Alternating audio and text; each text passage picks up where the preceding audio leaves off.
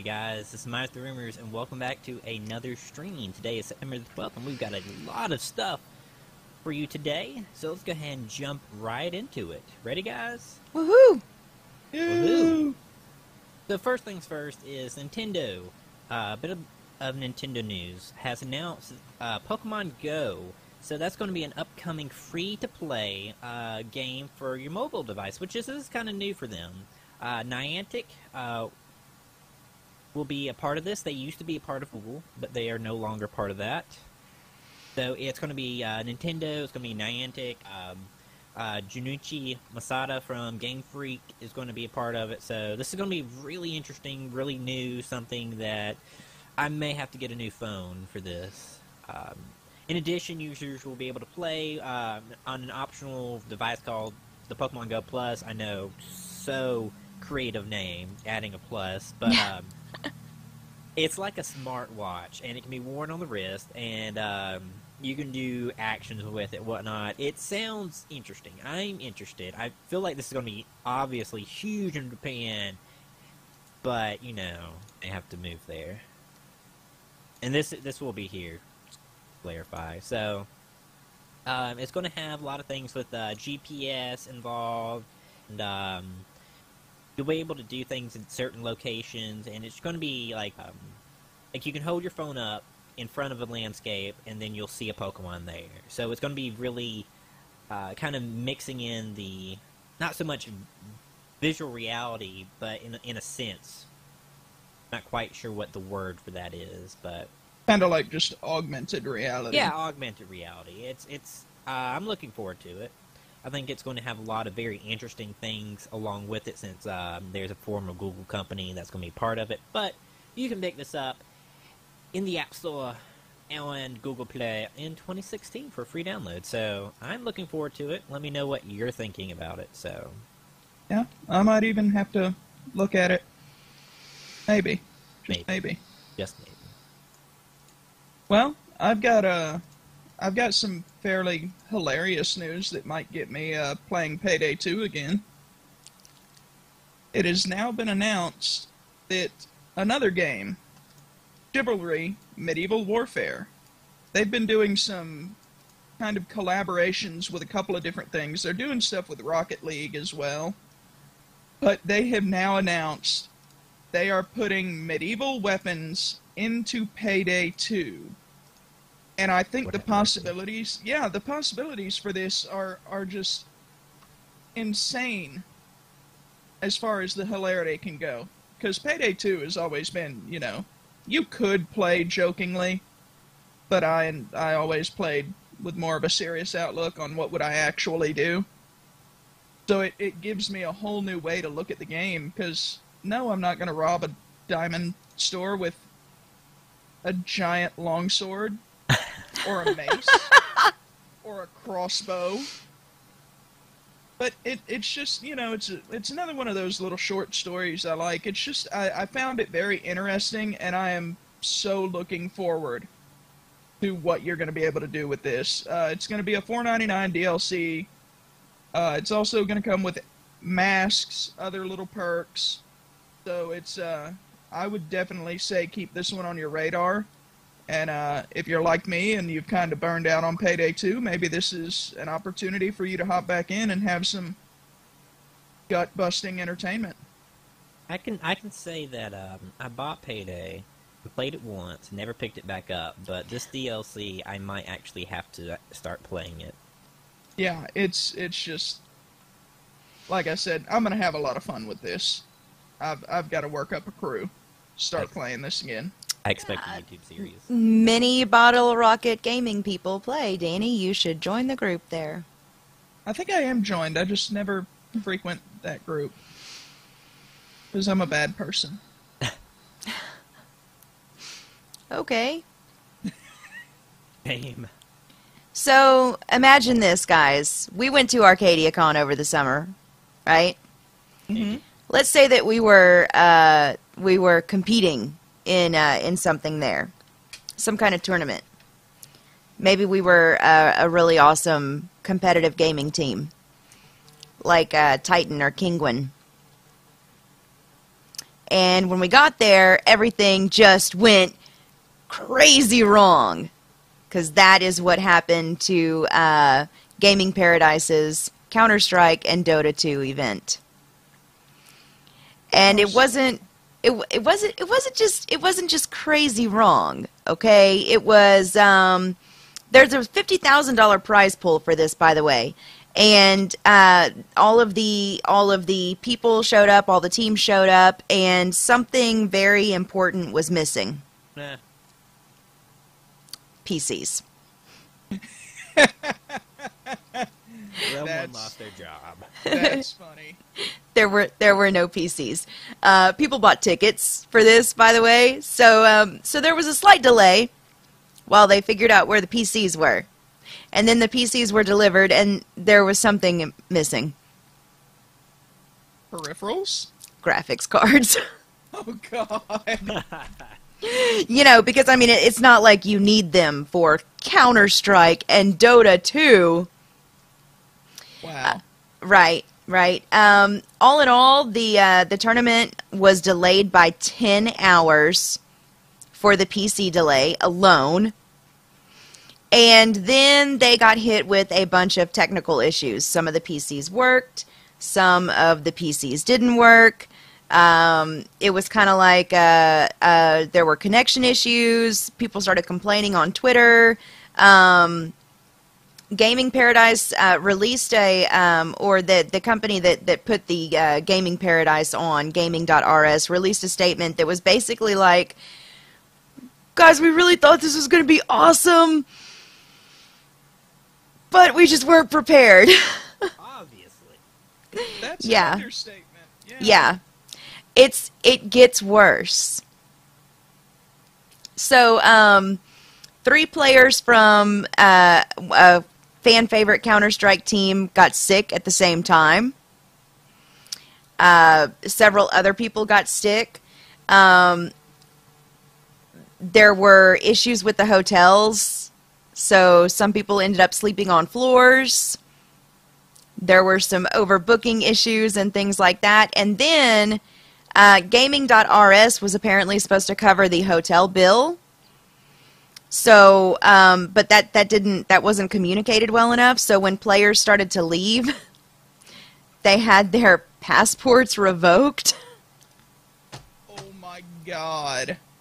So they couldn't get to their next tournaments because they were stuck because the hotel was saying that they had, left without paying the bill. They started confiscating people's equipment and stuff until gaming.rs could step in and say, no, guys, we got it.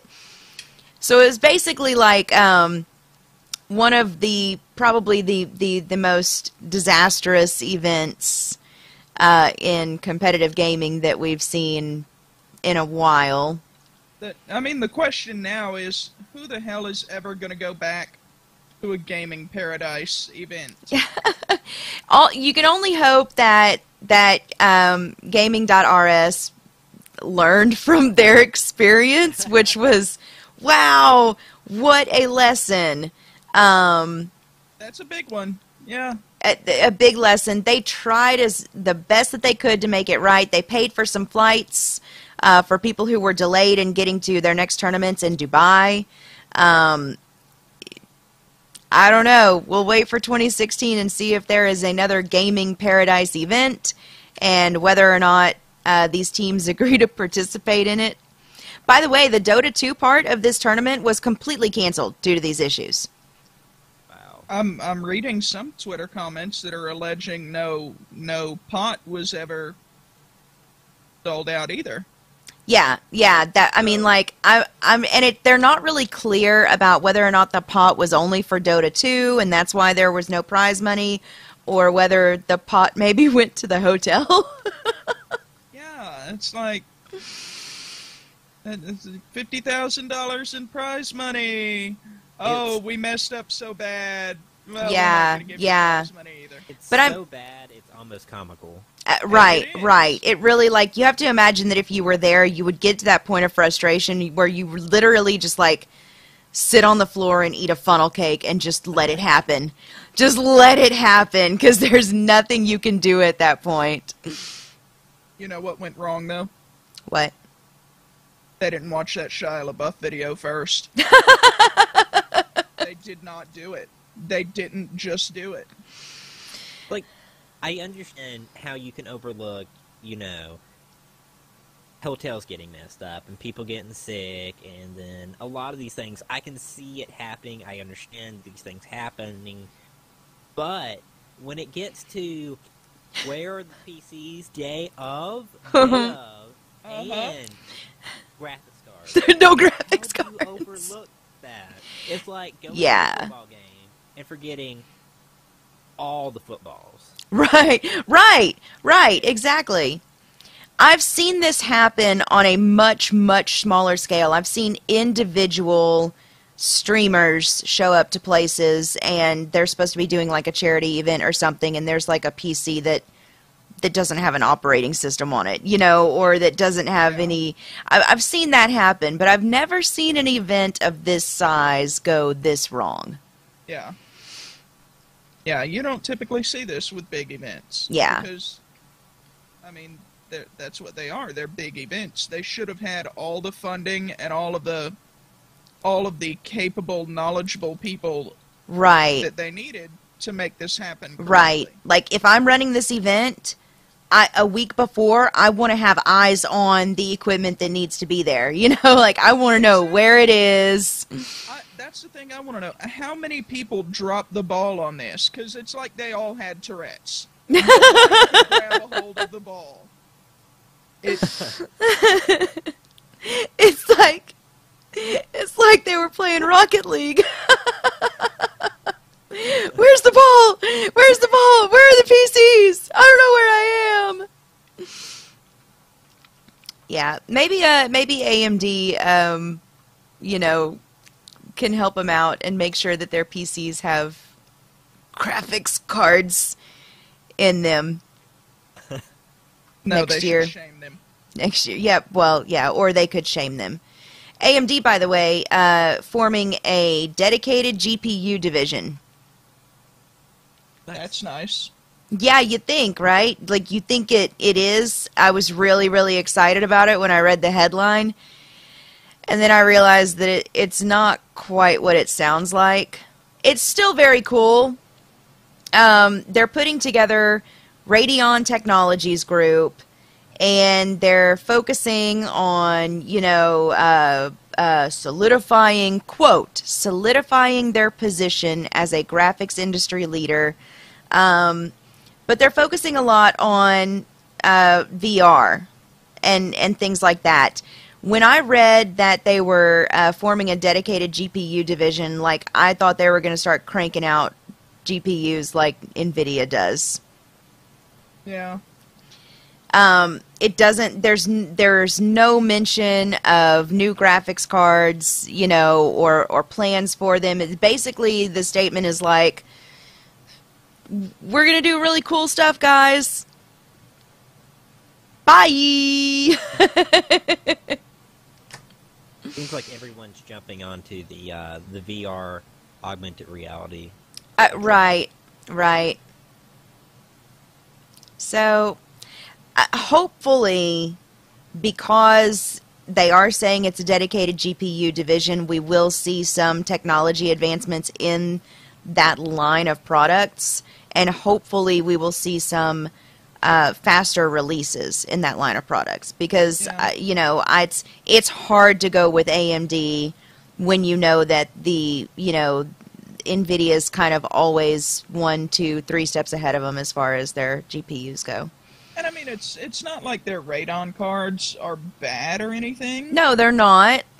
But you can eke out more performance. Yeah. And I go for performance. Yeah. No, I mean, AMD is the more cost efficient of the two options, but Yeah.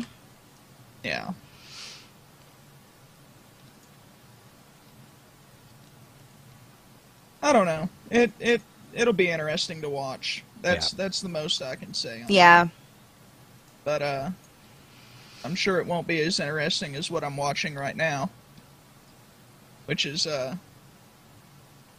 all of the Twitter feed and news coverage on somebody you may know who is now adding their name in the running for President of the United States 2016 race. And his name is John McAfee, also known as the antivirus software pioneer. You know, that antivirus software by the same name. Also known as John McAfee, because no one can agree on how to say this. Yeah, it's either McAfee. Potato, potato. So, John McAfee MCAFE. will be throwing his name in. This also comes fresh after a DUI and gun possession arrest last month. So just marinate in that for a moment. He's not offering any details as to his stances on issues or parties or anything really. Just that he is founding a new party system that is yet to be announced. Oh. Yeah, I think this guy's just got a really horrible case of the crazies. But it's interesting nonetheless, you know. Yeah. And when you stack him against Donald Trump, then Donald Trump is a really great candidate. You have to compare him to Kanye. Yeah. That's a tough running right there. He and Kanye would run neck and neck. I just don't have any words. This guy has been through a lot in the past couple of years. He's like, he had something with the Belize government where there was like a multi-million-dollar bribe thing happening, and then it didn't happen, and murder. yeah, and then he gave the Belizean government a crap ton of laptops that had keyloggers on them, and he got a lot of information from those laptops. They had audio loggers also. Which actually, like, the information was very damning to the government. His 17-year-old ex-girlfriend tried to murder him. Lovely. Messed up life. Yeah, he's been maybe through he's- some stuff, man. Maybe he's just the kind of change that we need. He's seen the world for what it really is.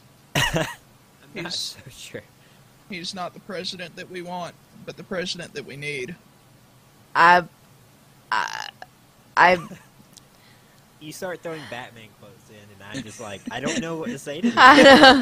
know. And he's barely eligible to run because he was born in Scotland, but I believe he was born in Scotland, but he's born on a U.S. military base and has one American parent, so technically he's allowed to run. Because that's the way Ted Cruz is able to run, but it's like, this guy is like sketchy, and crazy. Well, Yeah. just this mugshot picture makes me feel all like dirty and creepy. It's not a good feeling looking at him. So, there's your presidential candidate. For the unknown party, the crazy party. Yeah. And he may just get a lot of supporters. That's the scary part. Well, there's one way he'll get a lot of supporters. Free stuff. No, not even that. Tits and weed party. That's the way he'll do it. And yeah.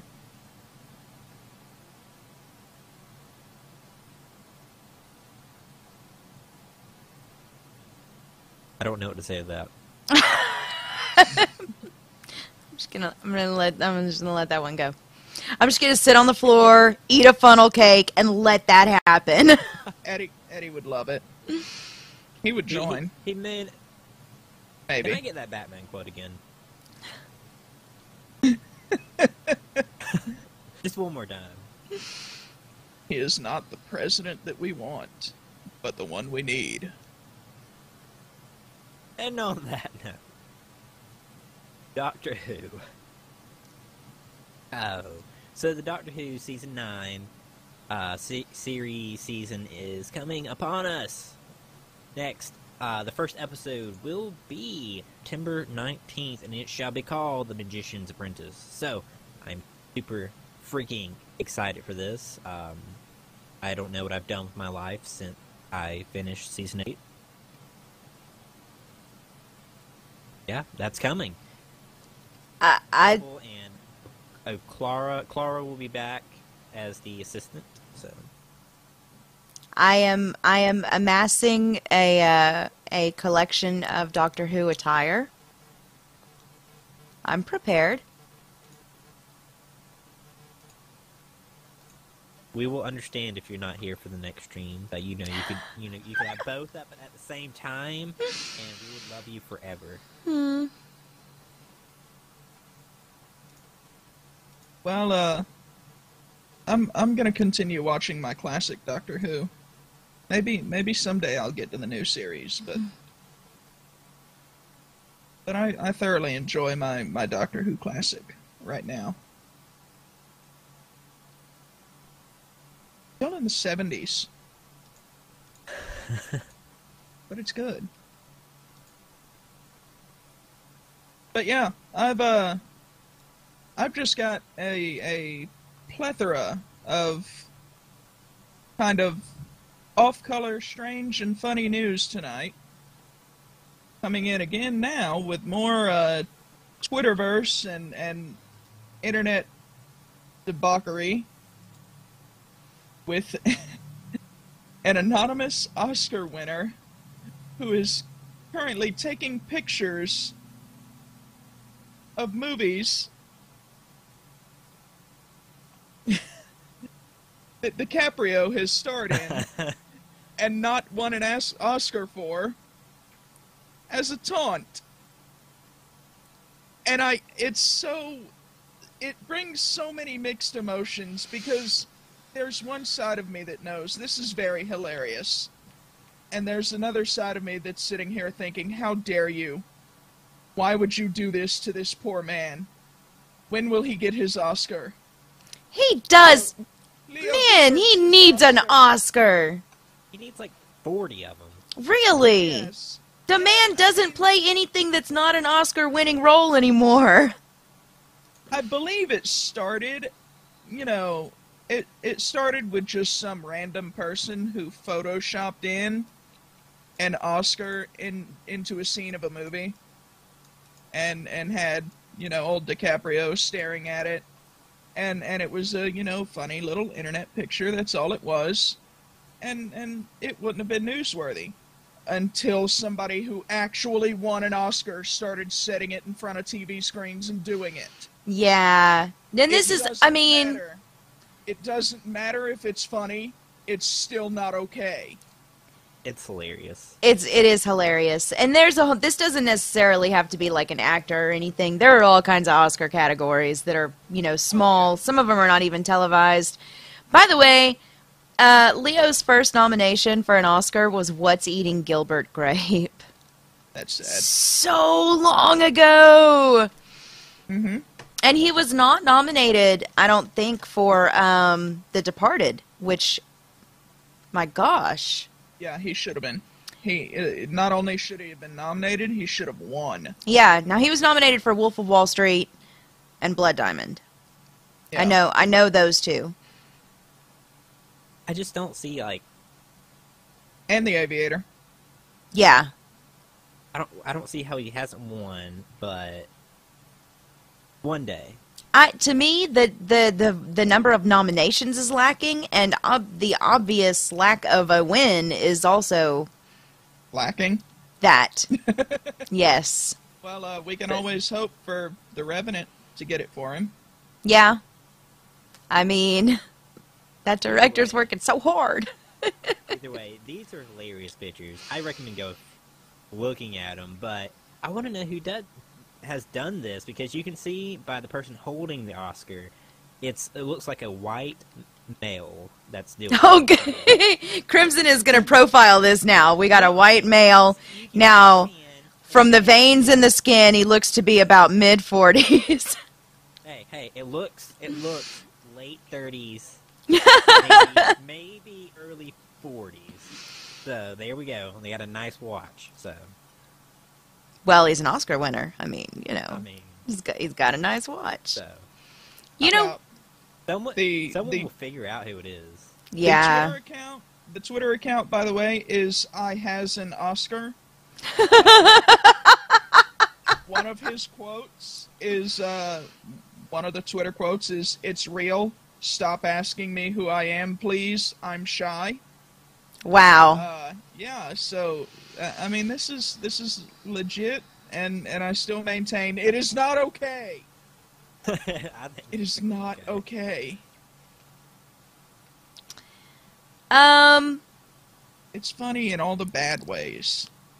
Exactly. You know what else doesn't win enough awards? My mom. The Walking Dead. Too? Oh, yeah. The Walking definitely. Dead, man, they need best ensemble cast just like nobody's freaking business. But there's some other news coming out of the Walking Dead universe right now. And my fingers are so crossed right now because I know that it has to happen. I understand why it has to happen, but I'm so scared about it. Digital effects are coming to the Walkers. It was inevitable. It was inevitable. Enough time has passed now that they need to be able to digitally remove pieces of the walkers' faces. They need to have like vacant nose cavities. They need to have abdominal cavities that are just gone. You know, rib cages that have collapsed and stuff like that. And they're going to have to do that digitally. Up to this point, the vast majority of the walker makeup has been actual physical makeup. There's a makeup department. And in a time where, other than like, you know, superhero movies, Marvel and stuff like that, we're making a lot of like documentary style stuff, and you know, makeup is not a very in-demand thing right now. There are actually a lot of makeup artists out of work. The Walking Dead is always in need of plenty of makeup artists on set. But yeah, because I mean, they're turning out hundreds of on-set zombies. Yeah, and I mean, hours and hours of makeup for each one. But yeah, digital parts. Now, I mean, there have been some walkers that have had like a digitally removed arm, or you know, something like the Bicycle Girl in the very first season had a digitally removed lower half. Yeah. But I mean, ultimately, sparingly. very, very sparingly, and ultimately, especially their faces. Their faces were all just Hollywood magic makeup, not Hollywood magic digital effects. Yeah. So the digital effects are coming. And I mean, I hope that they still try and rely, at least partially, on makeup. You know. Yeah. I don't want to see a completely digital created zombie. Yeah, That's just not okay. Trying to go with, you know, and I mean it works occasionally. Think of Smeagol. You know, you've got a guy in a big black suit with white balls all over it, and it turned into great. But this is the real zombie apocalypse, though. This isn't a fantasy world. You've got to turn. It's totally real. You've got to turn that one guy in a motion capture suit that took years to turn into Smeagol, and you've got to do that. Like I said, at times you've got to do that multiplied by 100. Mm-hmm. And it just, I really hope that they keep the Walker School going, keep the actors in it. Yeah. And at least, you know, keep partial makeup and costume, and then do what they have to with the CGI. Because, like you said, we know it's unavoidable. The Walkers are getting old. They've been, the vast majority of them have been around for a while. You know, zombies decay slower than people. That's part of the virus. You know, it begins to slow the decay of flesh, Yeah. but it still decays over time. Yeah. Yeah. Aren't they doing a West Coast Walking Dead, or? They're doing a spin-off that's It's earlier in time. We've seen the earlier in first time. episode of it so far. I mean, there are a couple of more on our DVR, but Well, if they, keep doing spin-offs and being popular, then they can, start back from a more earlier time period, so they can keep the makeup. And I think either way, they're going to, with The Walking Dead, it's going to be a mix. yeah. I mean, it's not like they haven't made enough money to where they can do the mix. Yeah. Yeah. And Fear the Walking Dead is on right now. If you want to see it, it's airing on AMC. And the zombies are not as decayed. This is a fresh virus. The crisis has just started. Nobody knows what's going on. They're kind of just walking around like normal people, other than the fact that, they got a little meat stuck in their tooth from when they ate their neighbor.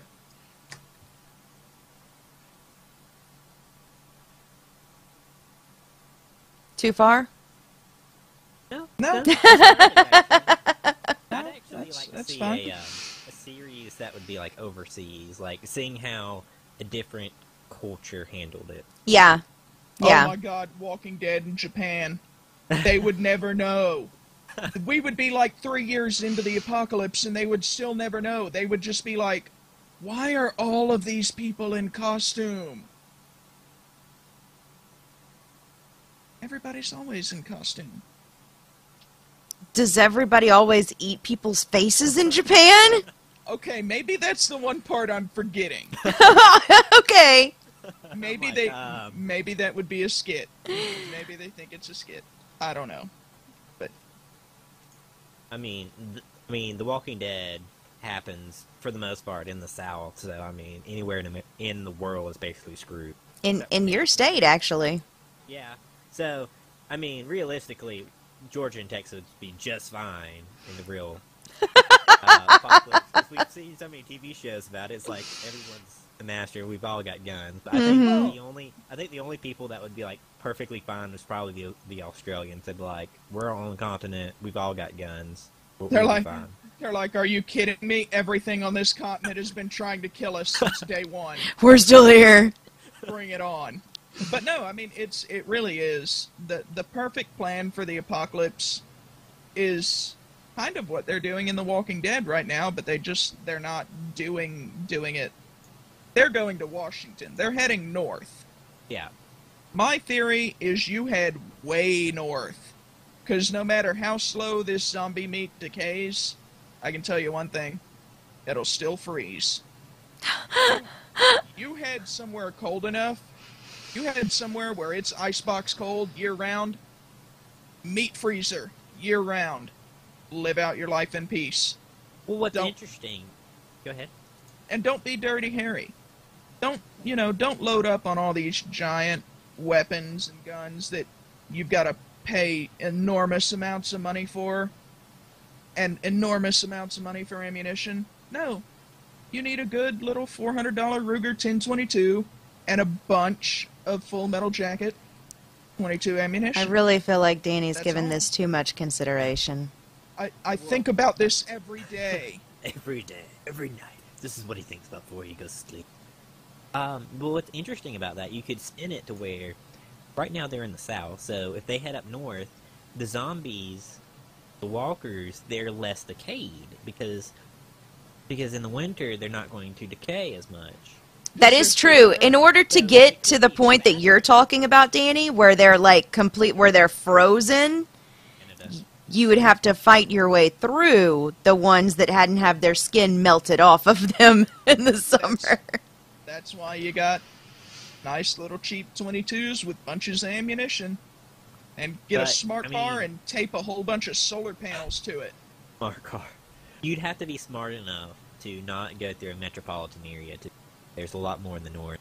Oh, yeah. You get to Canada by way of Nebraska. That's obvious. Like, yeah, I mean, let you me could kill just, all live in 7. Nebraska, and you'll never exactly. Exactly. Let me kill all 7 zombies that were residents here. Governor, the mayor, 5 people that paid taxes. Yep. Wow. Oh man. So, on to other news. Just exciting. We're going to kind of talk about the whole thing with the superhero movies. There's been so many late, and when does the fatigue sit in? And if this fatigue sits in, and a few other things regarding this this story, of what's going on. So, as you all know, there's been tons and tons and tons of superhero movies, and when and if it will, when do you think fatigue will sit in? Never. I knew Danny was going to say that. Unless they start lowering production value. If you keep making good, high-budget, well-thought-out superhero movies, they will never go away. The question is, can they keep turning out original plot lines? Can they keep the funding up to make good, high-budget, excellent movies? Are they going to keep up their momentum? That's all in where it'll fail. Yeah, I mean, that was kind of my point earlier. The superhero movie has become its own genre. It's like you've got romance, comedy, action, superhero movies. So I don't think it's necessarily a matter of people getting tired of them as much as it is, if the studios start to fall into that trap of let's just crank these out as fast as we can because they're money makers and, hey, let's just make as many as possible, then you'll start to see a decline in viewers because people are going to start to realize, okay, these aren't as good as they used to be. Exactly. The Avengers was excellent, Iron Man was so cool, and, but now we've got the, Iron Man Part 17. Yeah.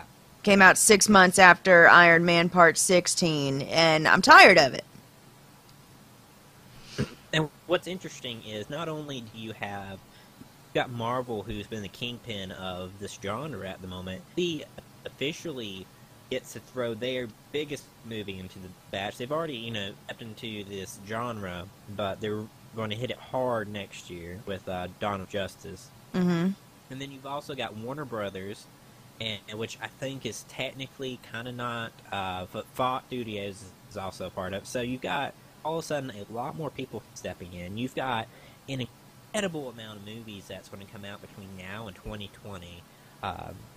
That's kind of the debate is with all these companies throwing in their hats, and between now and 2020 and then on, we're not talking about the next 3 years. We're talking the next 5 to 10 years of constant superhero movies by different people. And when does it become, and I agree, I don't think it will get fatigued, but you got to look at things like Fantastic Four, a complete flop. Oh yeah, yeah, horrible failure. Ant-Man didn't pull in much money, but that was an origin story. We kind of expect that. Yeah. Yeah. And I mean, when we talk about Marvel movies, we think about the ones that are doing really well right now. But it's easy to forget that there have been quite a few movies in this genre that have not done well in the past, like The Punisher. Yeah. Or which I still liked. Yeah, I mean, films that did not necessarily have the same quality that that we're seeing now. The quality wasn't there, but some of the X-Men franchise falls into this category. Now, but speaking that's on part of production value, right? Yeah. Speaking on the separate owners of these different franchises, Warner Brothers and Fox and all of these. What's really going to be interesting is when you take scenarios like right now, we're never going to see a we're never going to see an Avengers X-Men crossover. They're both Marvel, and they've crossed over many times in the comics. Yeah. but we're never going to see it on film unless somebody lets go of rights. And that's going to be another interesting thing to see in the future, is once everybody starts running out of ideas, who's going to start selling, who's going to start working together, you know, who's going to cooperate to get the source material for more movies. Yeah. Now, with that in mind, it's kind of a double-edged sword. That's the bad part of it. But what's good is you have to rewrite some of these stories, and that becomes original content, because parts where Deadpool may or may not, you know, pop into the Avengers universe. There's weird rights there where he's not technically an X-Men, but it's where you gotta start rewriting stories. And that becomes original content. Obviously, the most people that are going to be watching these, they don't know the comic book backgrounds. However, it's still nice to get something fresh. Right. Yeah. And I mean that, and that could be a whole nother subject that we could make a 20-hour podcast on, because when you start going into origin stories and coherency in comics, you know, coherency of plot lines, you get into a whole different ballpark. It's, you know, if you're not into comics, it's daunting at how many separate timelines and universes one character can be related to. Right. And what's, you know, to add a little bit of why this genre is done so well is, for the first time, we have franchises that are all interconnected. That you watch a movie, like, people will go watch Ant-Man just because he will be in the next one, or there were cameos from the other characters in that movie. Yeah. People love that, though. Yeah. Yeah, they're doing a great job in tying everything together as far as Marvel is going. So, I mean, DC really needs to step up. Well, I mean, we'll find out about DC when both, let's see, I've got the dates for them right here. Dawn of Justice opens March 25th, 2016, and Suicide Squad is August 5th, 2016. Yeah. That's for 2016. What's interesting, if people have broken down the two trailers for both movies, and they can see things that are already overlapped. That's nice. That's cool. Maybe they're going along the same lines then. I think they are. It would be a smart decision for them to do that. Yeah. Yeah. Now, another interesting little tidbit. I know we're kind of all over the story, but I think, you know, most of the people watching are going to enjoy this. But what's going to be interesting is, because we're doing these full storylines, you're going to see origin story to something we've never seen in this genre, to the death of a superhero. Superheroes die. They sometimes, unless you're Superman, they don't come back. Mm-hmm. We're going to see that pretty soon with Civil War, where people die and they don't come back. Yep. It's going to be interesting. That's going to be something that we're not used to. That's going to add, I guess, a lot of excitement and/or rage. Yeah. I'm going to have to sit in the back row of the theater and make sure I go with somebody that I can cry on. That's not me. Crimson, when you come into Texas. Crimson and I can cry together. Yeah, you guys can cry together. Which, I don't know who they're going to kill off. But it has to happen. Yeah. Yeah. And that also, you know, Marvel has Civil War, which is, you know, like everyone dies. But the Justice League has had a thing where if you're not a main character, you're getting replaced at some point. Mm-hmm. If you're a main character, by God, they will resurrect you 57 times. You will never die. How many we times will bring has you Superman back. died? Uh-huh. Yeah. As many times as it is necessary, we will bring you back. So, another little interesting tidbit to throw into the superhero talk is Star Wars. So Star Wars, you could technically add it to this genre. It's sci-fi, but it has all your things you would need to count it as a genre. You've got your villain, you got your Jedis, which are the superheroes, you got your main powerful villains, which are the Sith, and then you've got, your innocent bystanders, superpowers, technically the Force. So, what do you guys think about that being now thrown into the mix? I totally disagree. Star Wars is not superhero. Star Wars is history. It's its own thing. It's history. It happened a long time ago In a galaxy far, far away. Far away. It is an oral history of part of the universe. Wow. We'll rephrase what I said then.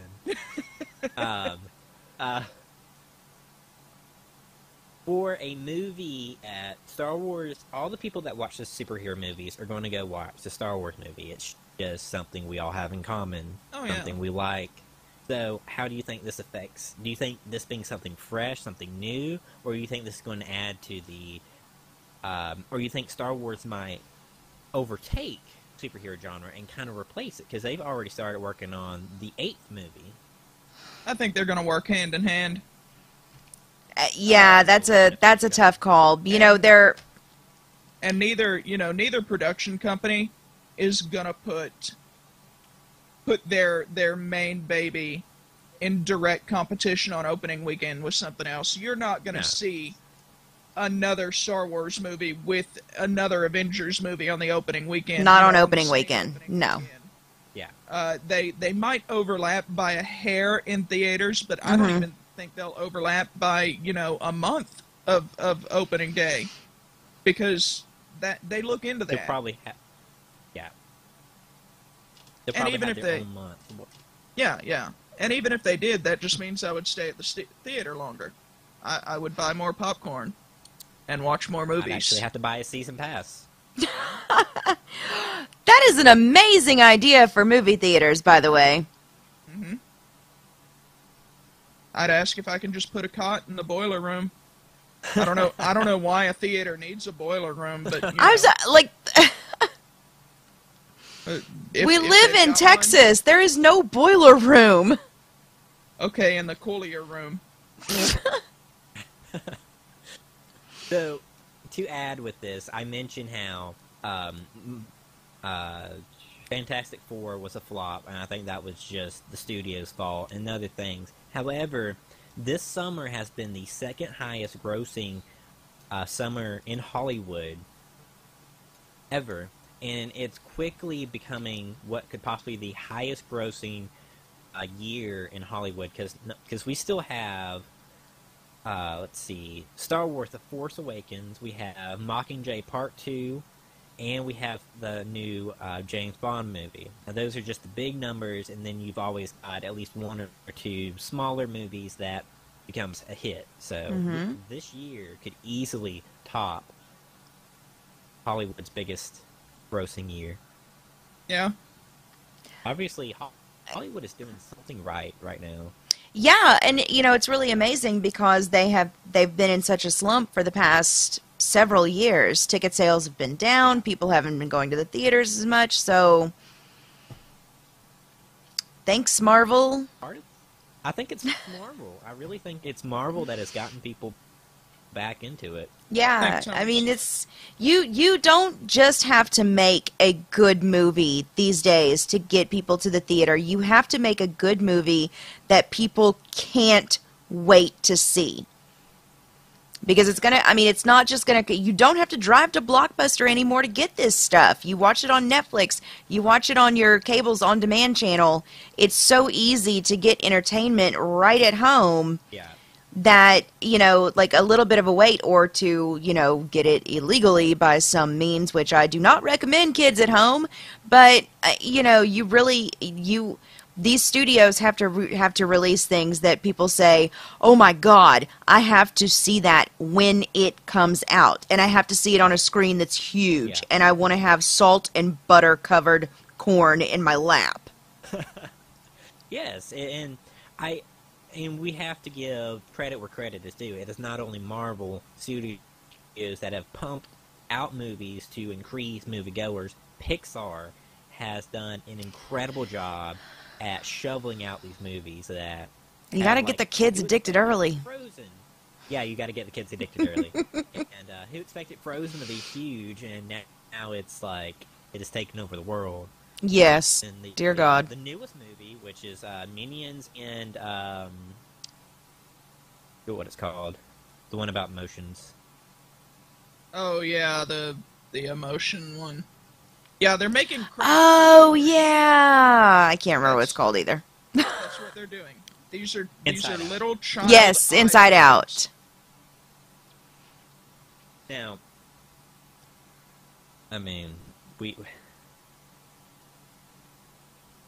don't know what else to say on that. But that's, anything else y'all would like to add? They've hit their stride. Right. You know, what do you guys think? Tell us. Tell us right now. Tell us in the comments when you watch it on YouTube. Tell us on Twitter and Facebook or wherever else you would like to share your opinion with us. We're Minus the Rumors everywhere. If you like the broadcast tonight, make sure to check us out on Patreon at patreon.com/MinusTheRumors. And guys, it's been a pleasure doing a show with you tonight. We'll see you next week at the same time, at the same place.